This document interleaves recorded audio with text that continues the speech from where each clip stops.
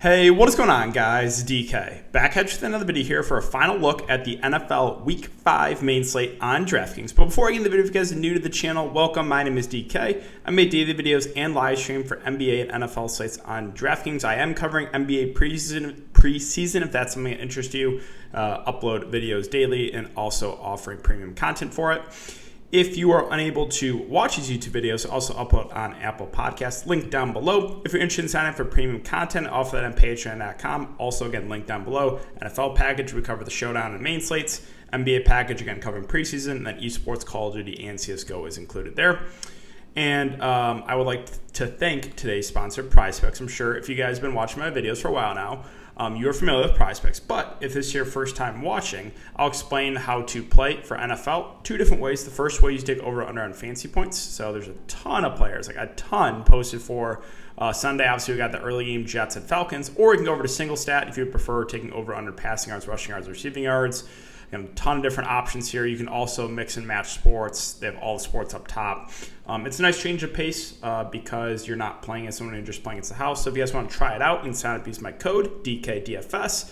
And if you do, you'll get a 100% match up to $100. So you deposit, use my code $100, you'll get a free $100 to play with.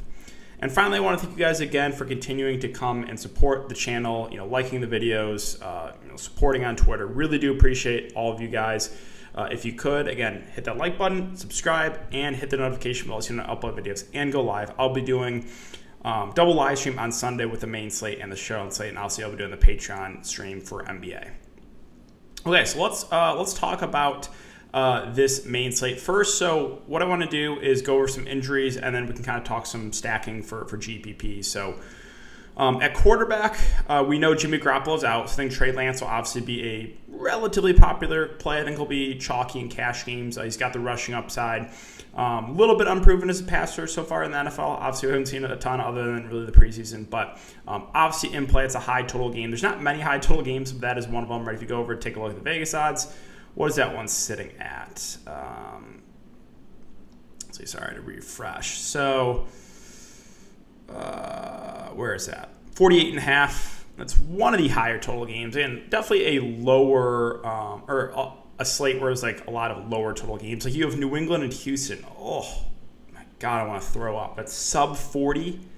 Whew. But yeah, so Trey Lance obviously will be viable without Jimmy G. And then Teddy Bridgewater's questionable. I assume he will play. Return to practice Friday, so I think he will be good to go. Running back, there's a decent amount of injuries to go over. So McCaffrey, doubtful. So that's going to make Chuba Hubbard viable on the slate. I don't think he'll be super popular. And Hubbard's at 6K.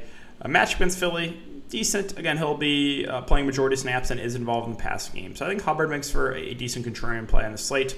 Dalvin Cook's pretty big news because last game, he played about half the game. Clearly still wasn't 100%. They used Madison too, and he's questionable now. If Dalvin Cook plays, it's tough. So I'm not going to feel super confident in Cook, and then they might still work in Madison. But if Cook is out, then I think Madison becomes a really solid play. Madison is at 5.5K, so obviously monitor that one for sure. Zeke is questionable. Assume he's going to go, though. Cowboys are pretty confident that he is. If there is any setbacks, then obviously Pollard becomes a really good play, but he looks good to go. Gibson should be good to go as well. Mixon, I think, is truly questionable. They're going to test him out on Saturday. If he's out, it's probably going to be a combination of P. Ryan and here, let's go to Cincinnati.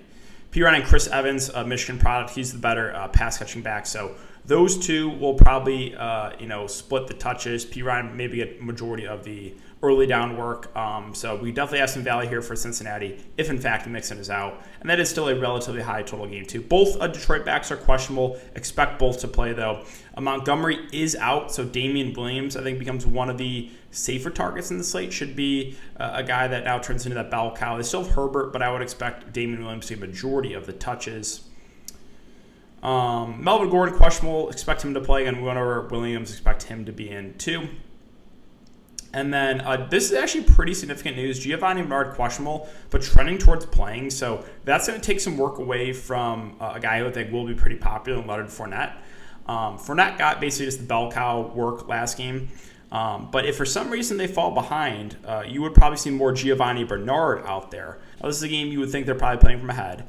But yeah, I think there is now a little bit more risk involved there with a guy like Leonard Fournette.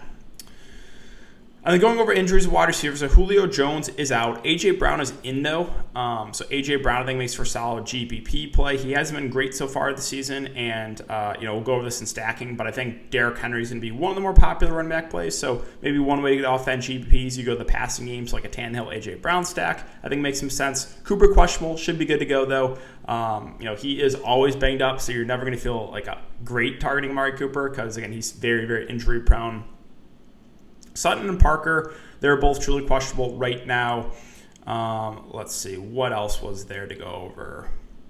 Both those, the Giants wide receivers are out again in Slayton and Shepard, so I think that definitely opens up some value here for New York. And Galladay would be the number one target. Tony should be playing a majority out of the slot. I think he makes for a pretty decent value play. And then let's see, was there anything else? T. Higgins is in for Cincinnati.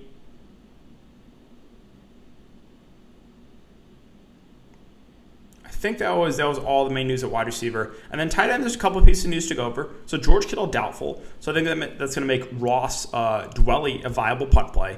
You guys know my feelings on punting tight end. I don't love doing it this year, but there's a couple of guys that are viable. Ross Dwelly one, and then Logan Thomas is on the IR. So that's going to make Ricky Seals-Jones a viable punt play here. He is, I believe, the min price. Yeah, 2.5K. So he played... Logan Thomas went down early, and he played. Ricky Seals-Jones played at 92% of the snaps. So 2 catches and 4 targets, not great. But I think those are 2 guys you can punt tight end if you're looking to punt the position. Okay, so let's talk about some stacks here for GPPs. And to no one's surprise, once again, I like this Arizona stack. Also that's one piece of news to keep an eye on too is the status of Chase Edmonds. I think he'll be good to go, but he is also questionable with a shoulder injury. If he can't go, you would assume James Conner gets more work and maybe turns into a passing down running back too. So Conner could become a pretty solid play if there's no Chase Edmonds. But yeah, wide receiver, he's burned me last couple of weeks. I still think he's going to make for a pretty solid GPP play because he's been really low on back-to-back weeks and he'll probably be really low on again. AJ Green at 5-1 has been very safe. 6 targets the first 4 weeks. I think he's a solid option to pair Kyler with. So I think going to one of the top 2 targets there for Arizona makes some sense for GPPs. You could do a double stack here. You could go Hopkins and Green. As far as bringbacks go in San Francisco, you have Deebo Samuel, Brandon Ayuk as the top 2 wide receivers. So Samuel had the really big game last game, but he's also a lot more expensive. Might be a contrarian take, but I think I prefer the price on Ayuk to Deebo Samuel. And then again, you could punt with Dwelly too. I think he's a viable play. So you could do something like this maybe. Maybe you do Arizona stack and run it back with a cheap Ross Dwelly. I think that makes a solid GPP build. You could go the opposite side too. The opposite side is going to be a little bit riskier. That being like a Trey Lance stack to pair with 1 or 2 targets. Maybe you punt with Dwelly and use one of those wide receivers from San Fran, right? Samuel or Ayuk, small lean to Ayuk for the price, and then you can go to one of those Arizona receivers, Hopkins, AJ Green, Kirk, and Rondale Moore viable too. Obviously, Rondale Moore's got a ton of upside. They just have a little bit, I think, of a lower floor, but yeah, upside is still there with those 2 wide receivers too. If you want to go save a little bit more money, so yeah, the stack on either side of this game I think is viable in San Francisco, Arizona. Another one I like is the Giants Dallas game. This game is, I believe, still the highest total. 52.5. So I think either side of the ball is stackable here. Giants, you have Daniel Jones. I think is solid value quarterback, does have some rushing upside. Again, this game should be played at a relatively fast pace. I think you could pair him with Saquon. Saquon does have pass catching ability, obviously 6 and 7 targets last couple of weeks. Or you can go to Galladay or Tony. So let's just go in this one, maybe Galladay and Tony, and then bring it back with someone on Dallas. Again, expect Zeke to play. Amari Cooper's a little bit banged up, so maybe feel a little bit more confident in a guy like CeeDee Lamb.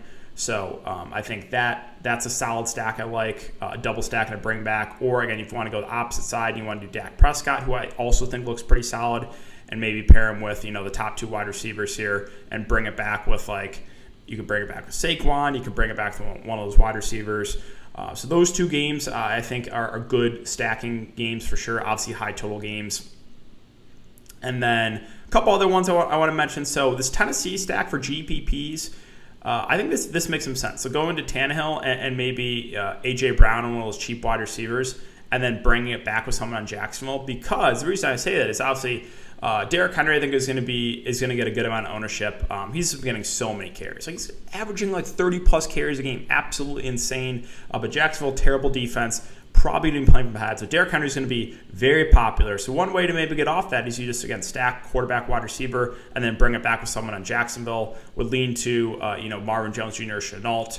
Also, again, Tavon Austin viable with Chark out. He played a majority of the game last game. So I think, a build like that for GPPs looks pretty solid to stack.